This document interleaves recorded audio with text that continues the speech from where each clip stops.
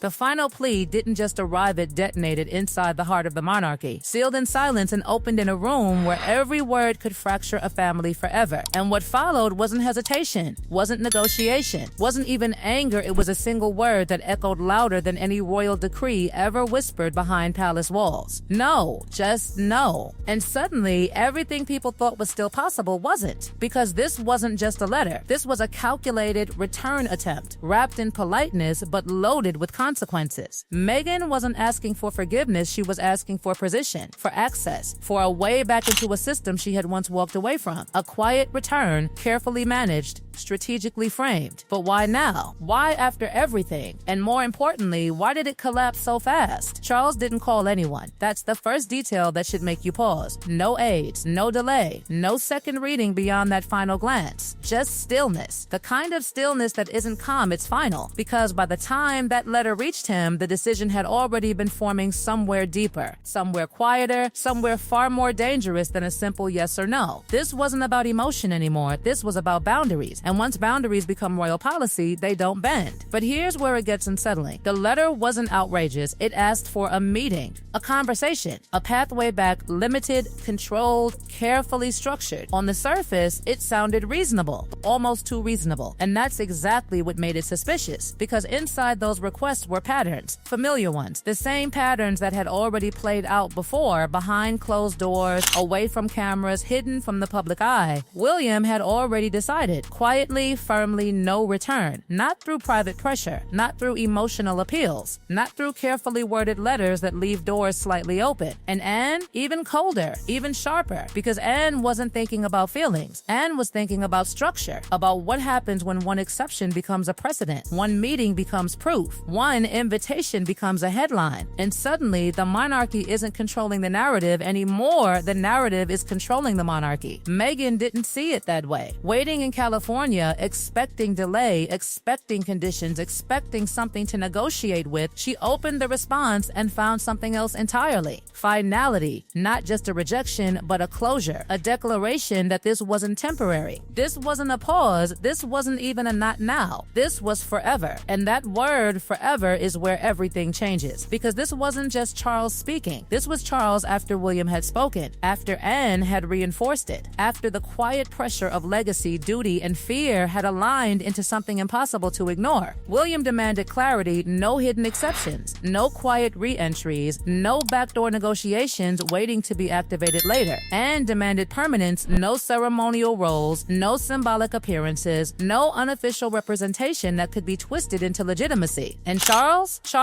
signed it. That tiny, almost insignificant sound, the click of the pen, became the loudest moment in the entire crisis. Because once that pen touched paper, this stopped being a family disagreement. It became institutional law. But nothing about this story is simple. Not the rejection, not the motives, not the people behind it. Charles feared losing Harry completely. That's the truth nobody wants to say out loud. Every decision, every hesitation, every delay, it all traces back to that one fear. Because rejecting Meghan doesn't just reject Meghan. It risks pushing Harry further away, into a distance that might never close again. But accepting Meghan, that's a different kind of loss. A loss of control, a loss of authority, a reopening of wounds that had barely started to heal. So what do you choose when every option costs you something irreversible? Meghan understood that equation too. This wasn't about attending a dinner or appearing at a quiet family event. This was about recognition, about restoring a position that had been publicly dismantled. Because without that recognition, without that visibility, the identity itself begins to fade. And fading is something she was never willing to accept. And then there's William, standing near that window, silent but unmovable, thinking not about headlines but about Catherine, about the children, about the cost of letting even one crack appear in the wall they had rebuilt. Because he had already seen what happens when private conversations become public conflicts, when trust turns into headlines, when family becomes content. He wasn't defending pride, he was defending peace. And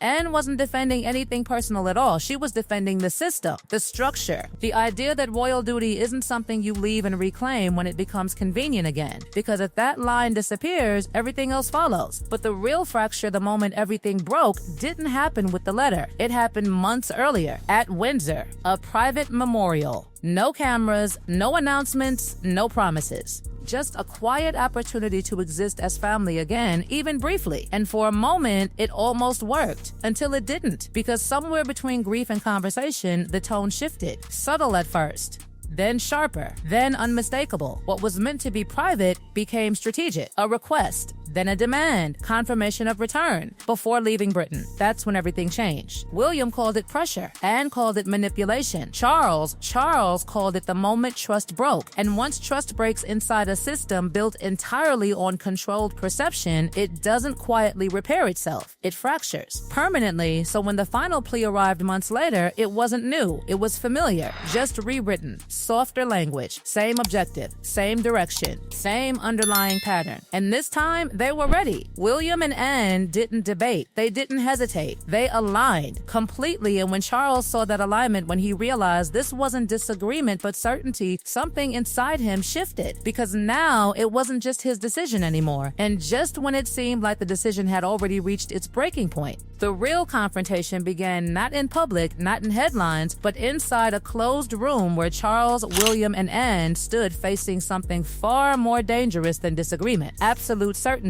Because Charles still tried just once more to find a narrow path through the wreckage: a private meeting, a controlled re-entry, a limited presence without official duties. It sounded careful. It sounded contained. But to William, it sounded familiar. Too familiar. Every small exception had never stayed small. Every quiet concession had grown into something louder, something harder to contain. And William refused instantly. Not later, not after thinking. Instantly, that speed, that lack of hesitation revealed something deeper. This wasn't a debate anymore. This was a boundary already set. Anne didn't just reject the idea and dismantled it, piece by piece, calmly, precisely. Because to Anne, compassion without limits wasn't compassion, it was permission. Permission for the same cycle to restart, the same pressure to return, the same cracks to reopen. And when Anne placed that earlier Windsor draft statement on the table, something shifted in the air. Proof, that's what it was. Proof that what looked like reconciliation could quickly become strategy, that what sounded like healing could be turned into leverage. And suddenly Charles wasn't weighing options anymore. Charles was facing evidence. William then exposed something even more unsettling. Meghan's final plea didn't just request access, it requested direct communication with William's household, separate from Charles. A parallel channel, a second entry point. And in that moment, the entire structure felt threatened. Because if access could be negotiated through multiple paths, then control no longer belonged to the crown, it belonged to whoever could apply pressure most effectively. Charles stood not as a king, but as a father cornered between two collapsing choices, family or crown. But Anne answered with something colder than either reality. The choice had already been made the moment private contact turned into institutional pressure.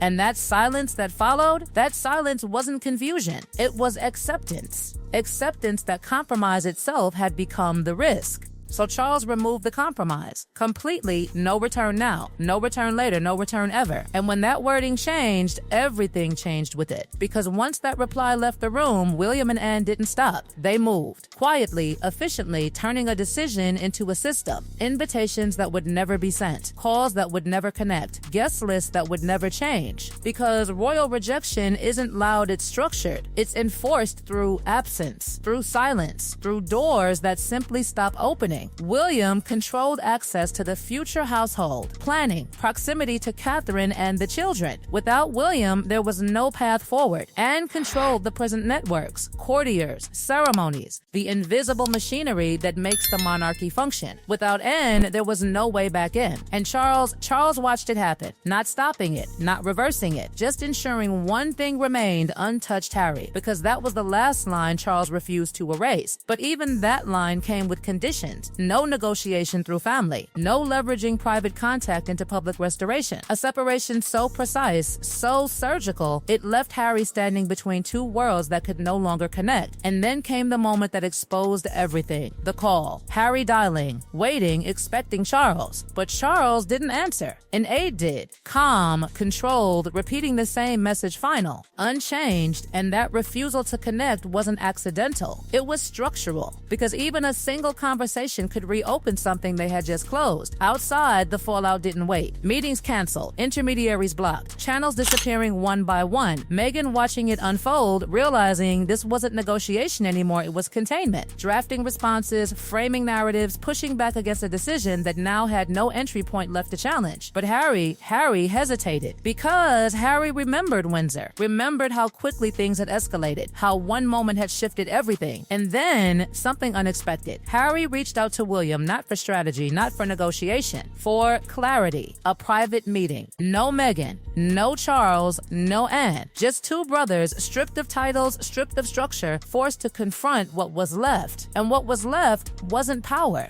It was damage. Because when they sat across from each other, the question wasn't whether Meghan could return. That answer was already sealed. The question was whether anything else could survive. William didn't raise William's voice. William didn't argue. William explained. Not about pride, not about anger, about fear. Fear that every conversation could become another headline. That Catherine and the children would never be protected from the next wave. That peace, once broken again, might never return. And Harry finally admitted it. The plea had been strategic. One meeting to create momentum. One step to reopen everything. And in that admission, everything William and Anne had feared became undeniable truth. The anger drained. The fight collapsed. And what replaced it wasn't agreement, it was acceptance. Heavy, reluctant, final. But outside that room, the world didn't care about nuance. By morning, the story had exploded. Headlines, broadcasts, crowds gathering outside Windsor, staring at gates that would not open. No road back. 3 words that simplified something far more complicated. Because to the public, this was either betrayal or protection, cruelty or necessity. But inside the palace, it was something else entirely.